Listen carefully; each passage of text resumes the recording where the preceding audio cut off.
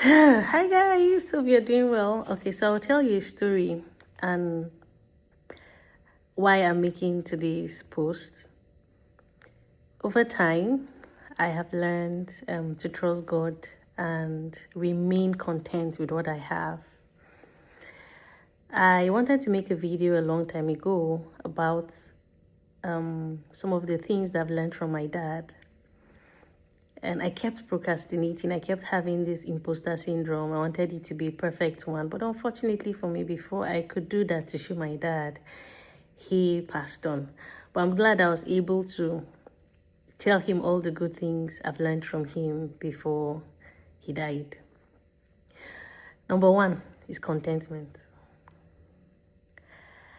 I remember in the 90s, I went to school that day with pap and kuli kuli.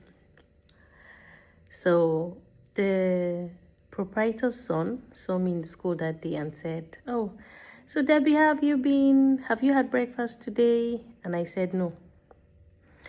Now I meant no because it was not break time yet. So I was yet to have what I brought to school. And he gave me 20 naira at that time.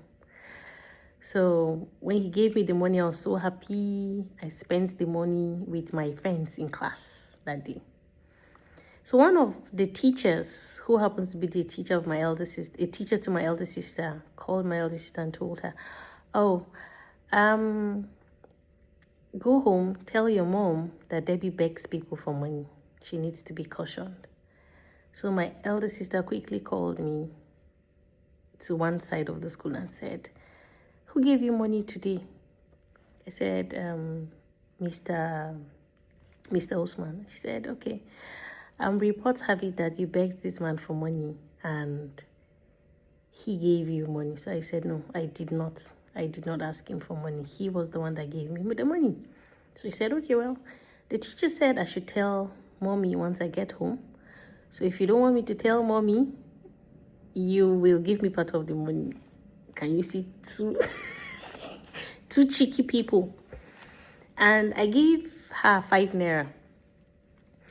So weeks passed. My mom came to pay our school fees in school, and the teacher walked up to me and said, "Good. So did your daughter tell you? Did she report your other daughter to you?" My mom was like, "What happened?" She said, "I told her to tell you that Debbie begged a teacher for money in school." And my mom said, "Okay, I'll handle that when I get home." So when I got home that day, I had lunch. My dad welcomed me. We had lunch. And after having lunch, he said, "Okay, I want to discuss something with you." I said, "Okay." He said, "We received a report from your teacher that you begged someone for money." And I said, "No, Dad, I didn't." He said, "Okay, I will remind you. On so day, did this person give you this money?" I said, "Yes." "So where's the money?"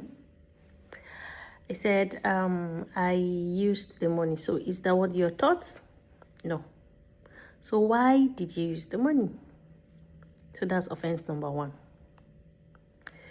Secondly, it means you were not content with what you had. That was why you collected that money. So today we're going to go through a lesson with you, and you will get my Bible. You get a very good cane that fits your offense. So he got his Bible, opened Ephesians chapter 13 verse 5. Hebrews chapter 13 verse 5.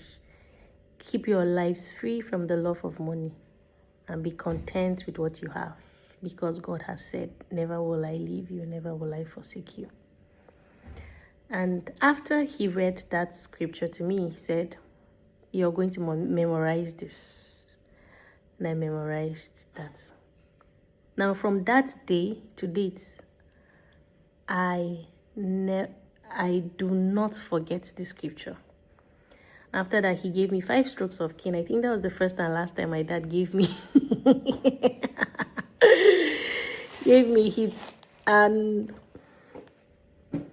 I learned from that day to be content with what I have. The lesson did not only stop on that, but it had a lot to do with being grateful, managing what you have, making peace with what you have, and celebrating what you have. And this lesson has remained with me. And I want to ask you, is there anything that you're struggling with